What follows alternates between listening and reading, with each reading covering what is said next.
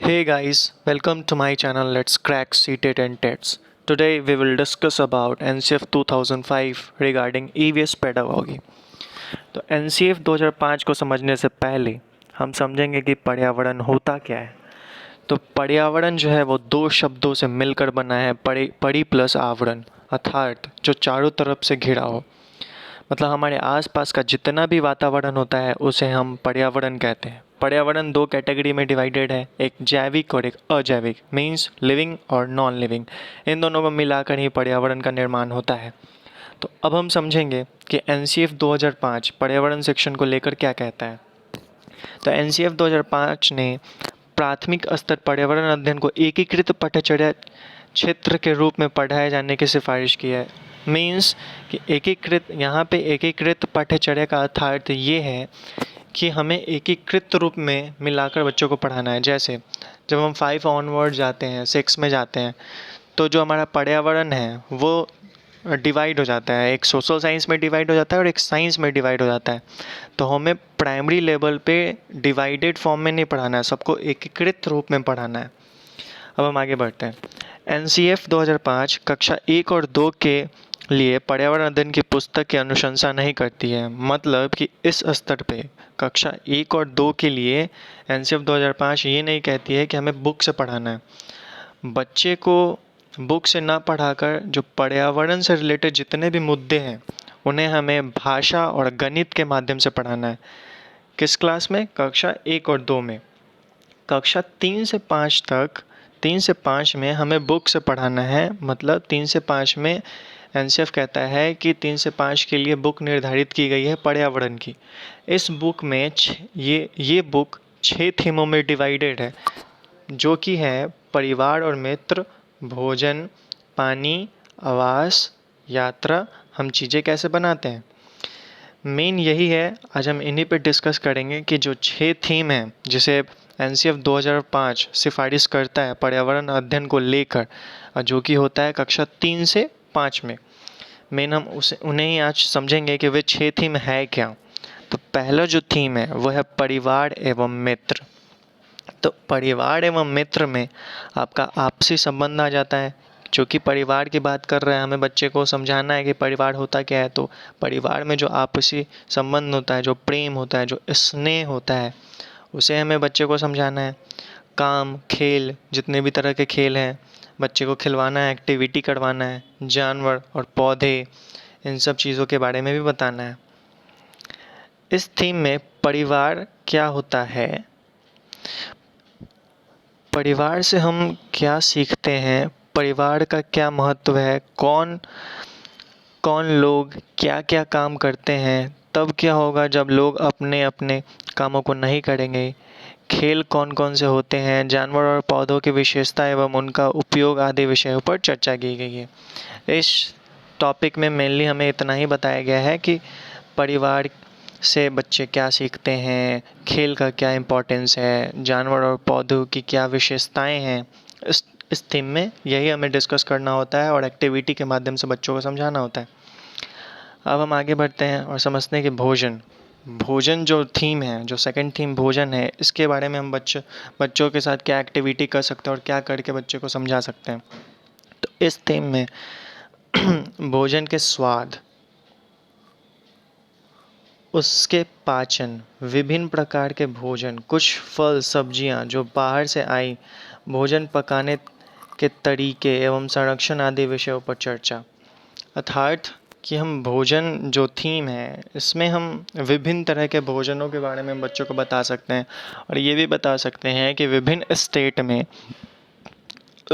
उनका एक विशेष भोजन होता है। जैसे कि अगर हम गुजरात की बात करें तो वहाँ का जो भोजन फेमस है वो है dhokla with chutney, lemon rice, ये फेमस है। केरला की बात करें तो वहाँ पे टैपियोका फेमस है, जिसे उबाल कर खाया जाता है।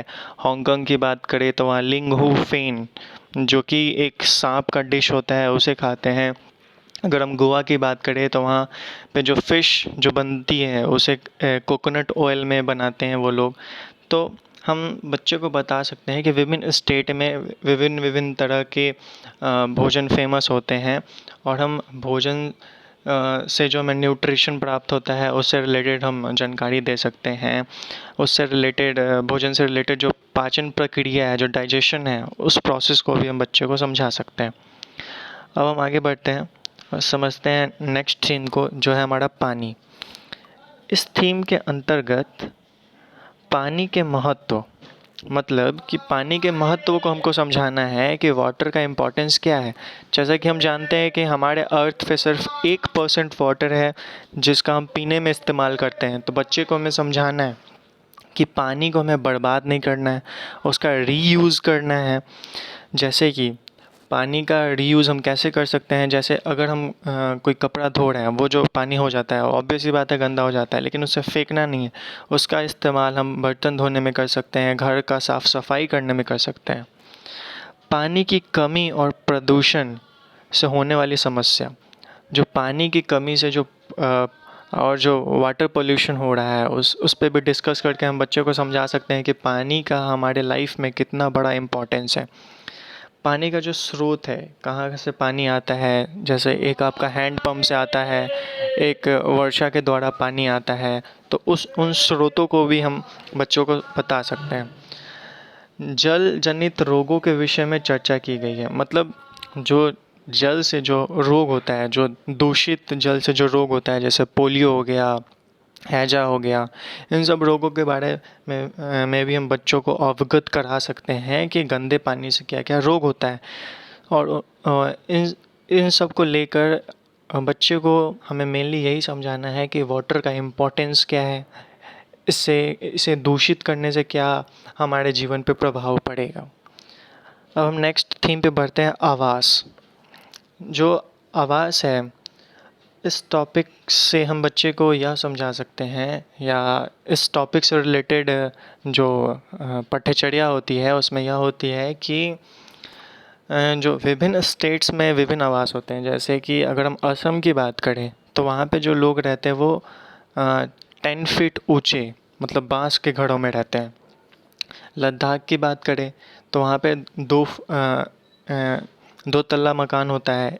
ग्राउंड फ्लोर पे वे लोग जानवरों को रखते हैं और फर्स्ट फ्लोर पे वे लोग रखते हैं, और वहाँ का जो मकान होता है वो लकड़ी और पत्थरों से मिलकर बना होता है।